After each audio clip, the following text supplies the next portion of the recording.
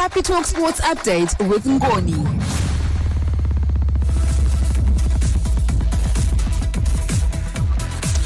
It's a beautiful morning to you. I am Gwaniza Mtas with latest in sport. Coming up, goals galore in the Premier League as Chelsea scores 6 against Everton. That in detail shortly, but first in your local sport. We start with athletics, where Isaac Mpofu once again made the nation proud by finishing 6th place in the Boston Marathon in the US yesterday and coming close to breaking his own national record.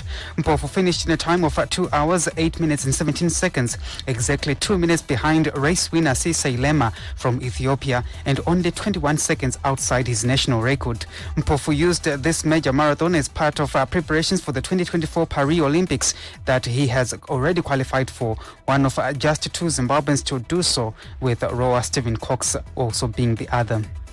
To football, Homeless World Cup Zimbabwe will be holding trials for aspiring football players who would like to represent Zimbabwe as the Homeless World Cup to be held in South Korea in September. The trials will be held at Callis Fives Unit G in Chitungwiza on Thursday, and registration and participation is free. The Homeless World Cup is an annual football tournament organized by the Homeless World Cup Foundation to advocate the end of homelessness and uses football to support and inspire people from disadvantaged backgrounds to change their lives.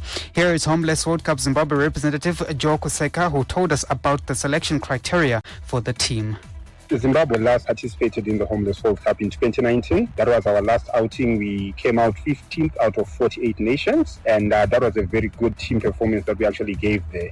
It's unfortunate immediately after that performance we had the COVID outbreak and we took a bit of a sabbatical for about 2 to 3 years. So the Homeless World Cup was resuscitated in 2023 last year, and it was in America. Unfortunately, Zimbabwe couldn't send a team, and we're hoping that this 2024 edition is going to be our return edition. But now we've tried to broaden the scope to incorporate other marginalized communities. So what we've seen that the vulnerability of young people is not just being homeless. There's also now exposure to drugs, which is a new kind of vulnerability which is coming into the lives of young people. There's also unemployment. There are a whole lot of other social issues that young people are going through. So we've widened the net, and we are now saying, whatever, despite your background, we are giving you this opportunity to use football as a vehicle to transform and to change your life. In international sport, we talk results of English Premier League match from last night. Cole Palmer hit a perfect first-half hat-trick and then struck a penalty as Chelsea ruthlessly beat Everton 6-0 and moved to within 3 points of European qualification. Nicholas Jackson and Alfie Gilchrist got the other goals for Chelsea.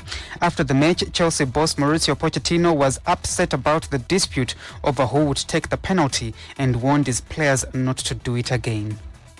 Yes. I think after we need to talk about the game because it was a fantastic game. But first of all, I want to tell you that to make clear that they know, the player knows, the staff know, the club know that the taker is on penalties is Cole Palmer. All that happened after is a shame. I am so upset about the situation. We were talking on the dressing room about the image that we sent to because it's Monday night, football, and I said in every single country they were watching the game, and we cannot send this type of image. It's a shame. I want to apologize to football people and our fans because that is unacceptable. UEFA Champions League action returns tonight with quarter-final second legs on. Barcelona host Paris Saint-Germain at the Nou Camp after a narrow 3-2 win in France. Borussia Dortmund hosts Atletico Madrid, with Madrid leading 2-1 on aggregate after winning the first leg. And finally, in tennis, Rafael Nadal once again hinted that 2024 is his final year on tour as he prepares to play for the first time since January at this week's Barcelona Open. After almost a year out with injuries, Nadal returned in Brisbane but has not played since because of a hip issue. The legendary 22-time Grand Slam winner said it means a lot to play one more time in Barcelona, fueling speculation that he will retire at the end of the year. That's your sport for this hour. Back again in the next hour with another sports update.